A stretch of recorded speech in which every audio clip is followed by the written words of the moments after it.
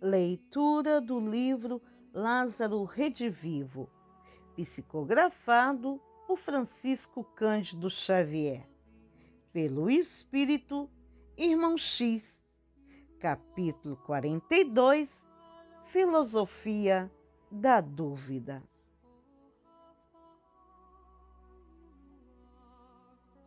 Nem sempre os inimigos declarados da fé são os destruidores da edificação espiritual. Os materialistas confessos, por vezes, são excelentes pessoas, de coração mole e cabeça dura. Sentindo-se afastados da prática religiosa, quase sempre experimentam sincero prazer no serviço aos semelhantes, absolutamente desinteressados da remuneração divina. A descrença deles resulta muito mais da impossibilidade espiritual que da má vontade calculada.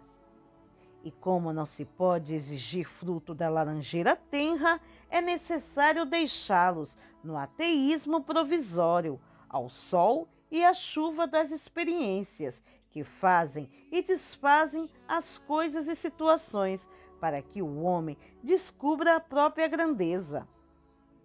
Os caracteres verdadeiramente perigosos para os serviços edificantes da fé são aqueles que lhe recebem as bênçãos, absorvem as luzes e recolhem os benefícios, declarando-se contra ela no dia seguinte, empunhando as armas da inteligência, com quem precipitam no abismo da dúvida a mente frágil dos companheiros, que lhes pedem a mão.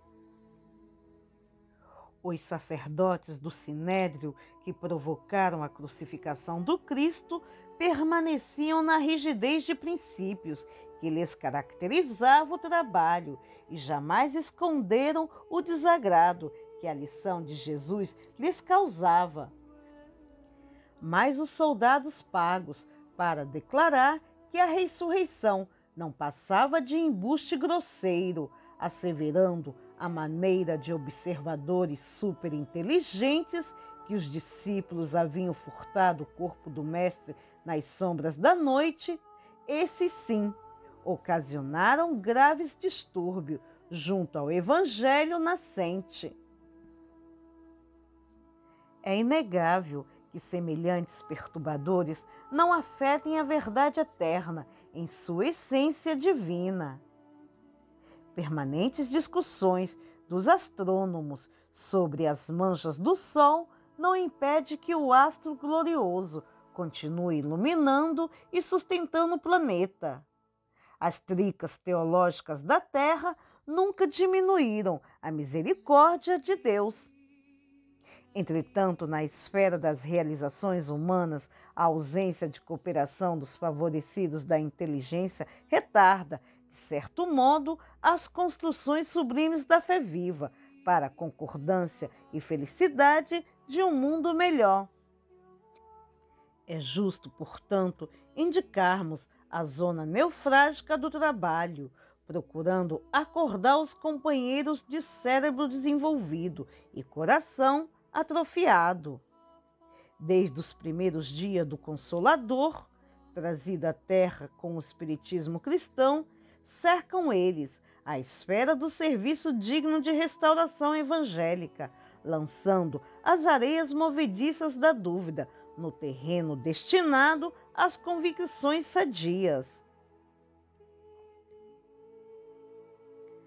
Cooperando no ministério sublime de Allan Kardec, os espíritos sábios e benevolentes organizaram com o inesquecível missionário a codificação da doutrina consoladora, endereçada ao espírito sofredor da humanidade. Todavia, Charles Richet, não obstante os títulos enobrecedores que lhe exornam a personalidade, faz a revisão dos ensinamentos espiritistas, criando a metapsíquica para evidenciar a supremacia da dúvida. William Barrett membro da Real Academia da Inglaterra, depois de agraciado pelas luzes do plano superior, proclama que a emoção nervosa é a fonte dos acontecimentos supranormais e que ainda vem longe o tempo em que se possa provar a sobrevivência do ser humano, além da morte, por intermédio das manifestações mediúnicas. Nota: William Fletcher Barrett, 1844 a 1925. Físico e parapsicólogo inglês, grande pesquisador dos fenômenos espíritas. Oshorovitch, favorecido por elevadas inteligências desencarnadas, acompanha o gigantesco esforço dos amigos espirituais, que lhe facultam notáveis demonstrações. No entanto, em seguida ao prestigioso serviço das entidades invisíveis, declara que a levitação é produto da mecânica biopsíquica, de cujos centros promanam, segundo a teoria dele, os raios rígidos que movimentam os corpos sem contato. Nota: Oshorovitch, Julian Oshorovitch, 1850 a 1917, psicólogo e filósofo polonês.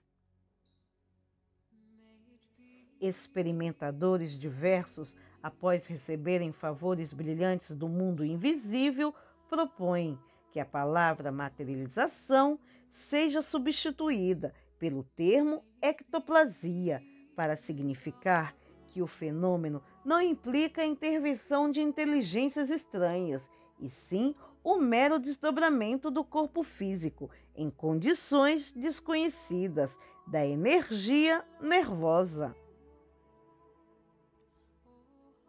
Possui a ciência infinitos recursos terminológicos para incentivar a dúvida nas almas.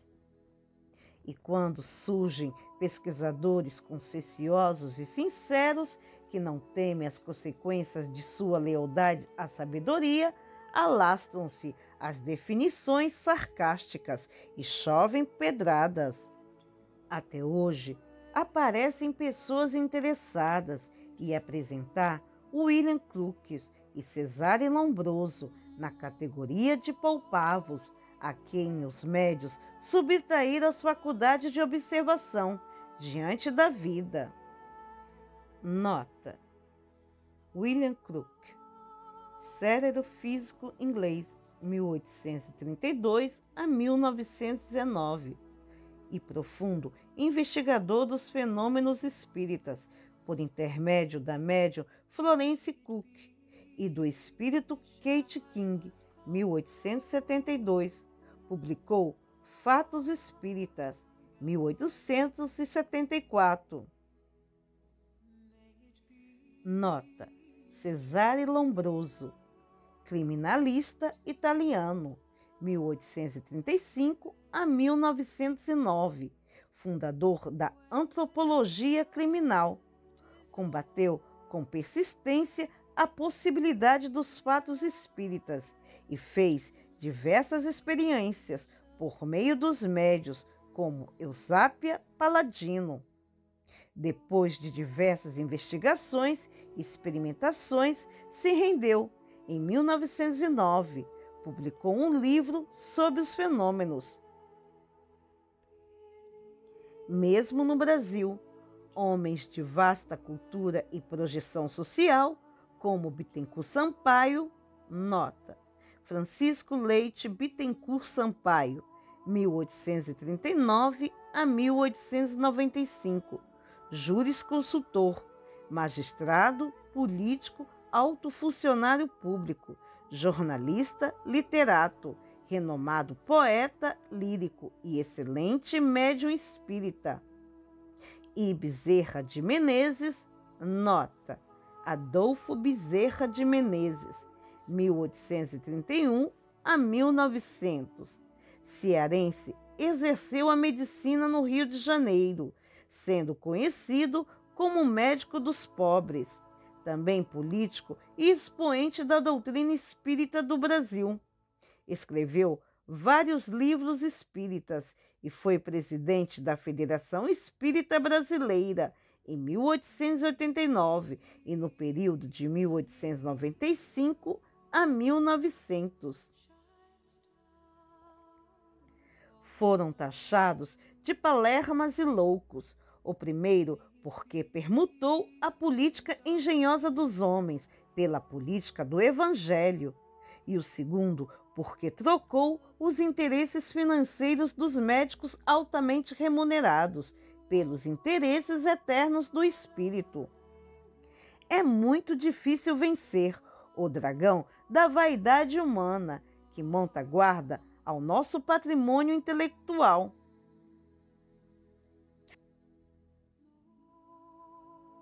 Ainda que homens respeitáveis e bem-intencionados, como Richer, venham à zona do esclarecimento, colaborando com êxito na intensificação da cultura moderna, surge sempre uma brecha, aqui ou ali, por onde o monstro deita as garras de fora, revelando a deficiência de nossa edificação pessoal.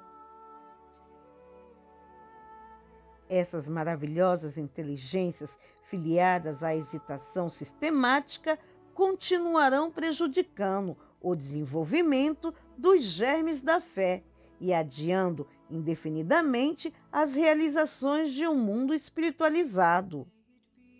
Entretanto, passarão também no campo infinito da vida, dando lugar aos cientistas mais fortes e desassombrados. Que ninguém se perturbe em face desses homens admiráveis pelo raciocínio, porque eles vão discutindo, duvidando e morrendo, e os espíritos benevolentes e sábios prosseguirão construindo, sem desânimo e sem inquietação, a terra melhor de amanhã.